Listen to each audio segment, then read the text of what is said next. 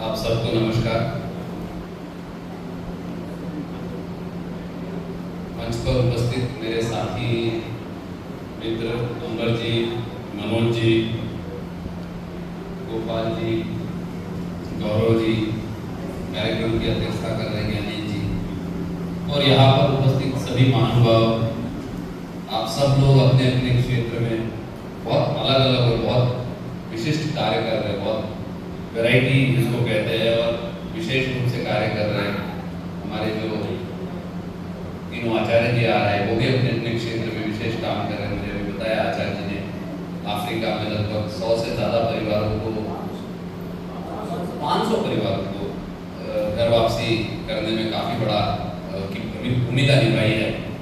आप सब लोगों को बहुत बहुत बधाई, अभिनंदन। बधाई और अभिनंदन मैं इसलिए कहता हूँ कि आज हमारे समाज में अगर सबसे बड़ी आवश्यकता है तो वो है उद्यमिता। और उस उद्यमिता में आप लोग उतर चुके हैं, समुद्र में कूद चुके हैं और आप काम कर रहे हो, बहुत सफलता से कर रहे हैं। और अगर हमारे देश में 140 करोड़ जनता को अगर सशक्त और सुदृढ़ बनाना है, देश को हमें विकसित दुनिया की शक्ति बनाना है, तो दो चीजों से हमारा देश दुनिया की शक्ति बनेगा। एक, हमारे देश में हर व्यक्ति के लिए योग्य कार्य उपलब्ध होगा और जिसके कारण उसके जीवन यापन की व्यवस्था होगी। और दूसरा, भारतीय विचार जो दुनिया में हमने दिया है, जो दुनिया के कई समस्याओं को उत्तर देने की जिसकी क्षमता है, वो भारतीय विचार। ये दो बातें अगर हम कर पाए तो ही हमारा देश सही मायने में विकसित राष्ट्र बनेगा। और इसलिए उद्यमिता का ये जो प्रयास आपने किया है, और उसमें एक दूसरे के साथ मिलकर, एक दूसरे को जोड़कर, एक दूसरे के सहयोग से और इस प्रकार का एक नेटवर्क खड़ा करना, ये बहुत ही अभिनंदनीय है, सराहनीय है। और आप सब लोगों को बहुत बहुत बधाई, साधुवाद कि आप लोगों ने इसमें प्रयास किया और एक दूसरे को मदद करते हैं। ऐसा कहा जाता है कि वही समाज आगे बढ़ता है जो खुद अपनी मदद करना चाहता है।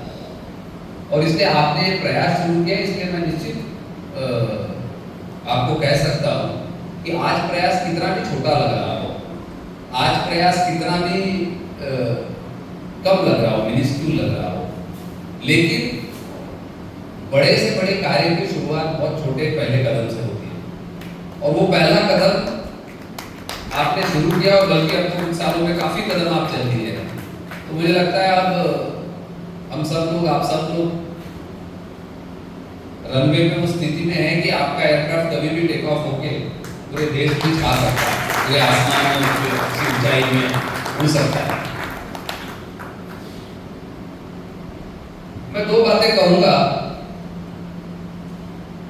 देखिए, किसी भी कोई भी व्यक्ति बड़ा या सफल या श्रेष्ठ केवल उसके जन्म से नहीं होता है। व्यक्ति बड़ा उसके गुणों से, उसके कार्यों से, उसके विचार से होता है। और जिसको हम आज की भाषा में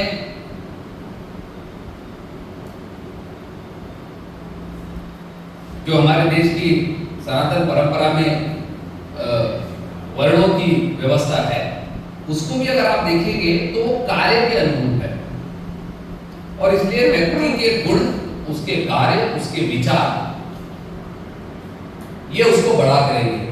और हमें निश्चित रूप से सौभाग्य है, हमारा जहां जिस परिवार में, जिस विचारधारा में, जिस इतिहास में, जिस जगह पर, जिन संस्कारों में जन्म हुआ, वो हमारे हाथ में नहीं है, लेकिन वो हमारा भाग्य जरूर है।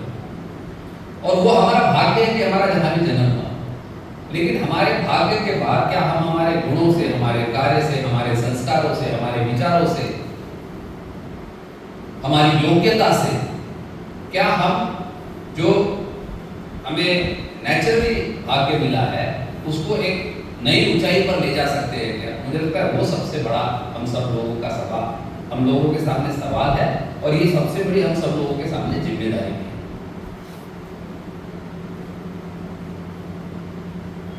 हमारे कार्य से अगर कोई अच्छा काम करता है, जैसे हमने गांव में कई बार देखा है, कोई बहुत अगर पढ़ा लिखा है, शास्त्रों का जानकार है, कई प्रकार के वेद और बाकी चीजें जानता है, तो गांव में लोग कहते हैं कि यार ये बड़ा पंडित है, ये बड़ा आचार्य है। उसको लोग केवल जाति से नहीं कहते, गुणों से कहते हैं। तो इसलिए हमारी ये जिम्मेदारी और अधिक बढ़ जाती है कि हम हमारे गुणों से, हमारी योग्यता से, हमारी गुणवत्ता से, हमारे विचारों से, हमारे कार्यों से हम इस बात को सिद्ध करें कि जो जिम्मेदारी हमारे जन्म के साथ हमारे पुरखों ने हमें दी है, उसको हम पूरी तरह आने वाले पीढ़ी तक ले जाएंगे और उसको सिद्ध करेंगे।